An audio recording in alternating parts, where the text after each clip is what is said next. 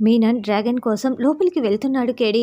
మనం అర్జెంటుగా వెళ్ళాలి అని జేడీ చెప్పటంతో ఇద్దరు బయలుదేరి వెళ్తూ ఉంటారు. ఇక డ్రాగన్ ఫ్రెండ్తో ఫోన్ మాట్లాడుతూ వాడి బొందే మీనన్ పెద్ద రౌడీనా, వాడి బొంద, వాడు నన్ను చూసుకుంటే జెడ్స్కొని పారిపోతాడు. అయినా జైల్లో చిటికెలు వేస్తే నేను పరిగెత్తుకుంటూ వెళ్లాల్సి వచ్చేది. ఇప్పుడు నేను చిటికెలు వేస్తుంటే 10 మంది పరుగులు పెడుతూ ఇక్కడికి వస్తున్నారు తెలుసా. నాకు పెద్ద మొత్తంలో డబ్బులు రాబోతున్నాయి. ఒక 10 ఏళ్ళు కాలు మీద కాలు వేసుకొని ఇట్టే బతికేయచ్చు అని ఫోన్ మాట్లాడుతూ ఉంటే అప్పుడే మీనన్ ఇదంతా విని దీని సంగతి చెప్తానని కిటికీ గుండా లోపలికి వస్తూ ఉంటాడు. అయ్యో, మీనన్ లోపలికి వెళ్తున్నాడు. ఈ డ్రాగన్ ఏమో నేను ఫోన్ చేస్తుంటే ఫోన్ కట్ చేస్తోంది అని జేడీ టెన్షన్ పడుతూ ఉంటుంది. జేడీ మేడం నాకు ఫోన్ చేస్తుంది. నేను బిర్యానీ ఆర్డర్ పెట్టుకున్నాను కదా, బిల్లు కోసం చేస్తుంది. అందుకే నేను ఫోన్ కట్ చేస్తున్నాను అని కూల్ డ్రింక్ తాగుతూ మాట్లాడుతూ ఉంటుంది. మీనన్ లోపలికి వచ్చేశాడు, డ్రాగన్ని చూసేశాడు అని జేడీ కంగారు పడుతూ ఉంటే అప్పుడే కూల్ డ్రింక్ తాగుతున్న డ్రాగన్ మీనన్ని చూసి ఇక మీనన్ నువ్వా అని వణికిపోతూ ఉంటుంది. డ్రాగన్ని మీనన్ చంపేస్తాడు కేడి, త్వరగా వెళ్ళు అని జేడీ చెప్తుంటే ఎంత లేటు, త్వరగా వెళ్ళినా కూడా మనం 10 నిమిషాలు పడుతుంది జేడీ, ఇప్పుడు ఎలా అని కేదార్ అంటాడు. అప్పుడే మీనన్ నువ్వా అని డ్రాగన్ మాట్లాడుతూ ఉంటే ఎదుమనో సుఖమనో ఏంటి నా గురించి నువ్వు ఇలా టెన్షన్ పడుతూ చూస్తున్నావు. నీ భర్త రావటంతో నువ్వు చాలా సంతోషపడుతూ ఎగిరి గంతులు వేయాలి, కానీ ఇలా వణికిపోతున్నావు ఏంటి అని మీనన్ ప్రశ్నిస్తూ ఉంటే అది కాదు అని డ్రాగన్ చెప్తూ ఉంటుంది.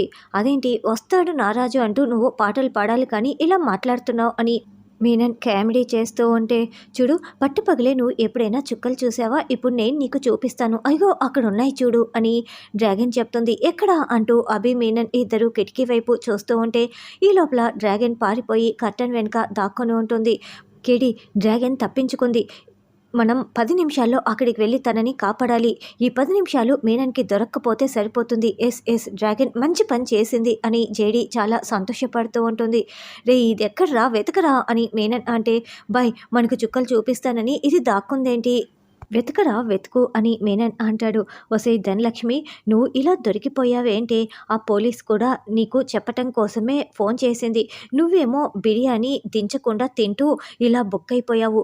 నీ పని అయిపోయినట్లే, మీనన్ వచ్చేసాడు కదా అని డ్రాగన్ ఏడుస్తూ టెన్షన్ పడుతూ కర్టన్ చాటున దాక్కొని ఉంటుంది. అయితే కర్టన్ చాటున దాక్కున్న డ్రాగన్ని మీనన్ చూసేసి లాక్కొని బయటికి తీసుకువస్తాడు. మీనన్ అని డ్రాగన్ టెన్షన్ పడుతూ ఉంటే ఏంటే నేను చచ్చిపోయానని చెప్పి నా ఆస్తిని నువ్వు కొట్టేయటానికి వచ్చావా అని మీనన్ అడుగుతూ ఉంటే అవునని డ్రాగన్ చెప్తుంది. నువ్వు మామూలు ఆడదానివి కాదే, నేనే అందరినీ మోసం చేస్తుంటే నువ్వు నన్ను మోసం చేయటానికి వచ్చావా, సరే ఇదంతా నీతో చేయిస్తున్నది ఎవరు చెప్పు, పేరు చెప్పు అని మీనన్ అంటే పాస్ అని డ్రాగన్ చెప్తుంది. పాస్ ఏంటి అని మీనన్ అంటాడు. నీకు అది కూడా తెలీదా, మనం ఏదైనా ప్రశ్న అడిగినప్పుడు అవతలి వాళ్ళకి చెప్పటం రాకపోయినా, చెప్పటం ఇష్టం లేకపోయినా పాస్ అని చెప్తారు. ఇప్పుడు నేను చెప్పాలనుకోవటం లేదు, అందుకే పాస్ అని చెప్తున్నానని డ్రాగన్ అంటుంది. రేయ్ అభిగా ఇక్కడికి రారా, చూడు ఇప్పుడు నేను అడిగిన దానికి నువ్వు నిజం చెప్పావనుకో అది వీడు వినాలి, అప్పుడు నేను నిన్ను ప్రాణాలతో వదిలేస్తాను. నేను నీ భర్తన, నీతో పాటు వచ్చాడు చూడు వాడు నా కొడుక, నిజం చెప్పు అని మీనన్ అడుగుతుంటే కాదని డ్రాగన్ చెప్తుంది. రే విన్నావా అని మీనన్ అభికి తలపై లెంపకాయలు వేసి అడుగుతూ ఉంటే అభి షాకింగ్గా వింటూ ఉంటాడు. రే అభిగా నా టేస్ట్ మరీ ఇంత దారుణంగా ఉండదురా, ఇప్పటికైనా నీకు నిజం అర్థమైంది కదా అని మీనన్ అంటే మీనన్ నా టేస్ట్ కూడా ఇంత దారుణంగా ఉండదు అని డ్రాగన్ చెప్పడంతో మీనన్ షాకింగ్గా వింటూ ఉంటాడు. కాల్చి పడేస్తానని మీనన్ అంటే సిగరెట్ కాల్చేసావు కదా పడేసేయి అని డ్రాగన్ అంటుంది. ఏంటి జోకులు చేస్తున్నావా, నిజంగానే కాల్ చేస్తానని రివాల్వర్ని గురి పెట్టేస్తాడు. నన్ను ప్రాణాలు తీయనని చెప్పావు కదా, ఇందాక మాటిచ్చావు కదా అని డ్రాగన్ అంటే నీకు ఒకటి అర్థం కావటం లేదు, నేను ఇచ్చిన మాట మీద నిలబడను, ఇప్పుడే షూట్ చేసేస్తానని రివాల్వర్ని గురి పెట్టేయడంతో డ్రాగన్ వణికిపోతూ ఉంటుంది. అప్పుడే ఒక రౌడీ పరుగులు పెడుతూ లోపలికి వచ్చి బాయ్ మనోళ్ళందరినీ వచ్చి షూట్ చేసేసారు బాయ్, పదండి పారిపోదాం అని చెప్పడంతో బాయ్ బ్రతుకుంటే తర్వాత దీన్ని చంపేయచ్చు పద అంటూ అభి మీనన్ని లాక్కు వెళ్ళిపోతాడు. దీన్ని చంపకుండా నేను రాన్ అంటూనే అభి లాక్కు వెళ్ళిపోవటంతో మీనన్ వెళ్ళిపోతాడు. అమ్మో నన్ను కూడా చంపేస్తారేమో, వచ్చింది ఎవరో ఏంటో అని డ్రాగన్ మళ్ళీ కట్టెన్ చాటున దాక్కొని వణికిపోతూ ఉంటే డ్రాగన్ అంటూ జేడీ కేడీ లోపలికి వచ్చి బయటికి రా అని పిలుస్తూ ఉంటారు. నీకు ఫోన్ ఉన్నది నీ ఫ్రెండ్స్‌తో పరామర్శించటానికి కాదు. మేం ఫోన్ చేస్తే లిఫ్ట్ చేసి మాట్లాడడం కోసం అని జేడీ అంటే, అయినా కూడా ఆ మీనన్ ఏంటి మేడం నన్ను ముక్కుపై గుద్దేశాడు. అలా కొట్టి మాట్లాడుతున్నాడు ఏంటి అని ఇంతకు ముందు జరిగిన సంఘటన జేడీకి డ్రాగన్ చెప్తూ ఉంటుంది. మీనన్ అంతే. అందుకే జాగ్రత్తగా ఉండమని చెప్పాను అని. అయినా మా పేర్లు బయట పెట్టనందుకు నువ్వు చాలా టెన్షన్ పడుతున్నట్లున్నావే అని జేడీ అంటారు. జేడీ ఇప్పుడు ఆ మీనన్ వీడియోని మనం మీడియా ముందు పెట్టి జనాలకి చూపించేస్తే మీనన్ బ్రతికే ఉన్నాడన్న నిజం అందరికీ తెలిసిపోతుంది కదా అని కేడీ అంటే, అవును మేడం ఆ పని చేయండి, నేను కూడా బ్రతికిపోతాను, లేకపోతే ఎప్పుడు వచ్చి నన్ను చంపేస్తాడు, మీరు గ్యాప్ ఇవ్వకండి అని డ్రాగన్ అంటుంది. ఇప్పుడు మనం ఏ యుగంలో ఉన్నామో ఆ వీడియో చూపిస్తే అస్సలు సరిపోదు, కానీ మీడియాని మొత్తం కూడా ఇక్కడికి రమ్మని చెప్పు కేడీ, మనం ప్లాన్ బి అమలు చేద్దాము అని జేడీ చెప్తుంది. అయినా మీనన్ బ్రతికే ఉన్నాడన్న నిజం మనం చెప్పకూడదు. వాడి నోటితో వాడే నిజం ఒప్పుకోవాలి. అది మనం అమలు చేద్దాము అని జేడీ చెప్తుంది.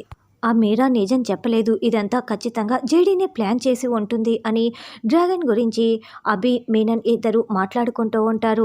అంటే జేడీ స్ట్రైట్ ఫార్వర్డ్ కదా, ఇంత ప్లాన్ చేస్తుందా అని అభి అంటే, ఖచ్చితంగా జేడీనే చేసి ఉంటుంది.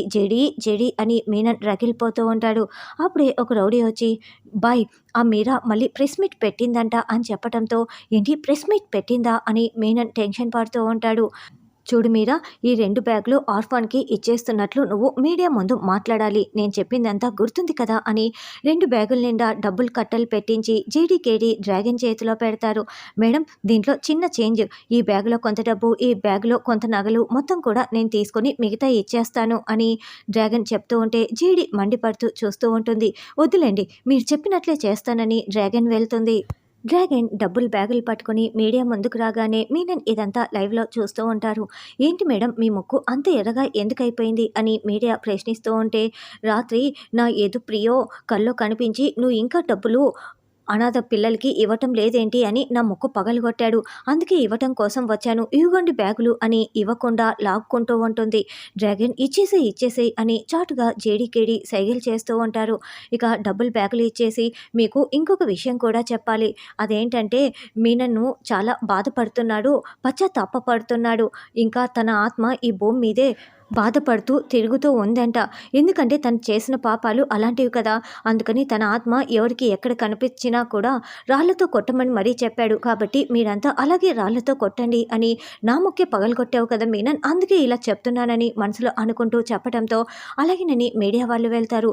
అబ్బా ఈ డ్రాగన్ మనం చెప్పింది చేయకుండా ఈ ఎక్స్ట్రా పని ఎందుకు చేసిందని జేడీకేడి తల పట్టుకుంటే, రే నా డబ్బులన్నీ ఇచ్చేసిందిరా, ఇప్పుడు చూడు నన్ను కొట్టమని ఎలా చెప్తుందో, దీన్ని అస్సలు వదిలిపెట్టను, నా డబ్బులు నేను తెచ్చేసుకుంటాను, అది కష్టపడి సంపాదించిన డబ్బు అని మీనన్ అంటే, బాయ్ ఇప్పుడు నువ్వు వెళ్తే దొరికిపోతావు బాయ్, బ్రతికుంటే మళ్ళీ అయినా డబ్బులు సంపాదించుకోవచ్చు అని అభి అడ్డుపడుతూ ఉంటాడు. ఏం చేసావో నీకు అర్థమైందా అని జేడీ నిలదీస్తూ ఉంటే, మరి స్పెషల్ క్యారెక్టర్ కదా, నా ముక్కే చూడు ఎలా పగలగొట్టాడు, అందుకే నేను ఇలా చేశాను అని డ్రాగన్ అంటే, వాళ్ళు నమ్మారు కాబట్టి సరిపోయింది, లేకపోతే ఎంత సిల్లీగా మాట్లాడావో తెలుసా అని కేడీ అంటాడు. అయితే ఈ టార్చర్ తట్టుకోలేక మీనన్ ఖచ్చితంగా జనాల ముందుకు వస్తాడు, మీనన్ పని అయిపోయినట్లే అని జేడీ అంటుంది. మీనన్ మందు కొడుతూ దందా మొదలు పెట్టాల్సిందే, అందరినీ పిలిపించు అని చెప్తూ ఉంటే, బాయ్ మిమ్మల్ని చూస్తే అందరూ రాళ్లతో కొడతారు కదా బాయ్, ఆ మీరా అలాగే చెప్పింది కదా అని రౌడీలు అవి ప్రశ్నిస్తూ ఉంటారు. ఎవర్రా నన్ను కొట్టేది అని మీనన్ బయటికి వస్తాడు. అప్పుడే ఒక 3 వ్యక్తులు మీనన్ని చూసేసి ఆత్మ అనుకుని రాళ్ళు తీసుకొని విసిరిపడేయటంతో వీళ్ళు పరుగులు పెడుతూ లోపలికి వెళ్తారు. మనం రాళ్లతో కొట్టడంతో దయ్యాలు పారిపోయాయిరా, మీనన్ ఆత్మ కూడా పారిపోయింది అని జనాలు అనుకుంటూ ఉంటారు. తర్వాత రమ్య దగ్గర నుంచి ఫోన్ కాల్ రావడంతో, ఏంటి సుజాతది సూసైడా, విషం తాగి చనిపోయిందా, అంతేకాకుండా తనకు తానే గొయ్యి తీసుకొని పాతి పెట్టుకుందా అని జేడీ చాలా షాకింగ్గా అడుగుతూ ఉంటుంది.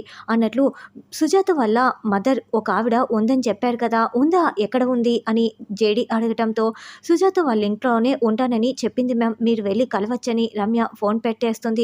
కేడీ ఖచ్చితంగా సుజాత మరణం వెనుక ఇంకొకరు ఎవరో ఉండి ఉంటారు, ఆ చుట్టుపక్కల ఇంకేం క్లూస్ దొరకలేదంట, మనం జాగ్రత్తగా డీల్ చేయాలి అని జేడీ అంటే, అసలు సుజాత ఎవరు, తన మరణం వెనుక ఉన్న 3వ వ్యక్తి ఎవరో అర్థం కావటం లేదు అని కేడీ అంటే, రేపు అన్నింటికీ సమాధానాలు దొరుకుతాయని జేడీ చెప్తుంది. తెల్లవారగానే జేడీకేడి ఇద్దరు సుజాత వాళ్ళ అమ్మ దగ్గరికి వస్తారు. అక్కడ కళ్యాణి అనే అమ్మాయి ఏడోక ఆంటీ అని ఓదారుస్తూ ఉంటుంది. సుజాత ఎందుకు చనిపోయిందో మేము మొత్తం తెలుసుకుంటాము, మీరు బాధపడకండి అని జేడీకేడి ధైర్యం చెప్తూ లోపలికి వెళ్ళి మొత్తం సెర్చ్ చేస్తారు. అక్కడ ఒక లెటర్ కనిపిస్తుంది. ఇదంతా మా బాస్ రమేష్ వల్లే జరిగింది. ఎందుకంటే తనతో క్లోజ్గా ఉండొద్దని నేను సుజాతకి చెప్పినా వినలేదు అని కళ్యాణి చెప్తుంది. నేను కడుపుతో ఉన్నాను, మా బాసే నాకు కడుపు చేశాడు, అందుకే నేను సూసైడ్ చేసుకొని చనిపోతున్నాను అని ఆ లెటర్లో సుజాత రాసి ఉంటుంది.